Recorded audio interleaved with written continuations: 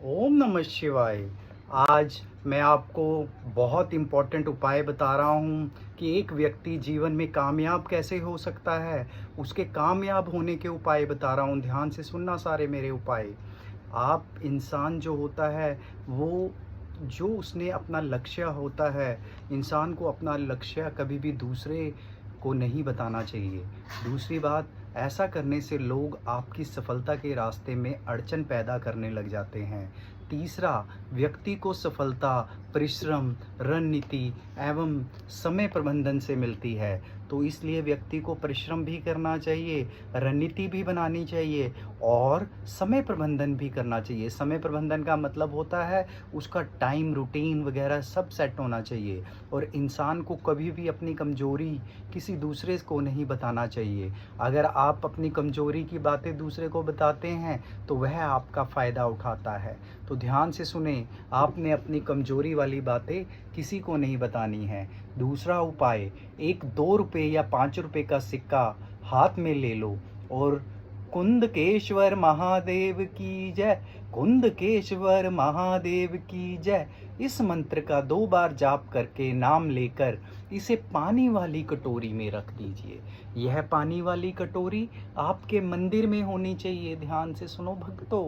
और इस कटोरी के जल को अपने दोनों नैनों से ऐसे लगाओ, यानी आंखों पर लगा के अपने काम पर निकल जाओ। आपको अपने काम पर जो सफलता है वो ज़रूर मिलेगी। एक बार फिर रिपीट कर रहा हूँ ये उपाय, मुझे पता है एक बार में आपको समझ नहीं आया होगा। एक कटोरी लेनी है जल से भरी हुई, वो आपने अपने मंदिर में रखनी है। एक 2 रुपये या 5 रुपये का सिक्का लेना है, उसको अपने हाथ में लेकर कुंदकेश्वर महादेव की जय, कुंदकेश्वर महादेव की जय, इस मंत्र का जाप करना है। और 2 बार ये मंत्र बोलकर पानी में सिक्का रख देना है मंदिर में। उसके बाद जब भी आपने किसी अपने अच्छे काम के लिए जाना है, उस जल से अपने नैनों को लगाना है। तो फिर आप उस काम के लिए, अपना जो काम करना चाहते हैं उसके लिए निकल जाएं। दूसरी, जब सुबह आप सो रहे होते हो, जैसे ही उठते हो तो ध्यान रखें, बेड के नीचे पैर रखने से पहले धरती को दाएं हाथ से स्पर्श करिए। सुनिए मेरी बात, सुबह रात जब आप सो रहे होते हो, सुबह उठते हो तो बेड के नीचे पैर रखने से पहले धरती को दाएं हाथ से स्पर्श करके हथेली को माथे पे लगाकर प्रणाम करें और फिर बाद में धरती पर पैर रखें। यह शुभ माना गया है शास्त्रों में।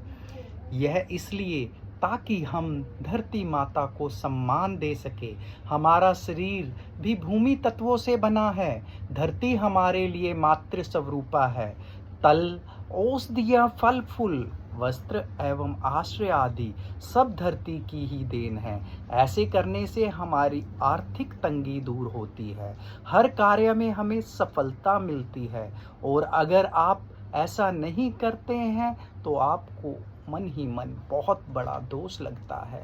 तो ये जो मैंने उपाय बताए हैं 3 आपको, ये अगर आप अपनी ज़िंदगी में आजमाएंगे तो आपको कामयाब होने से कोई नहीं रोक सकता। ओम नमः शिवाय।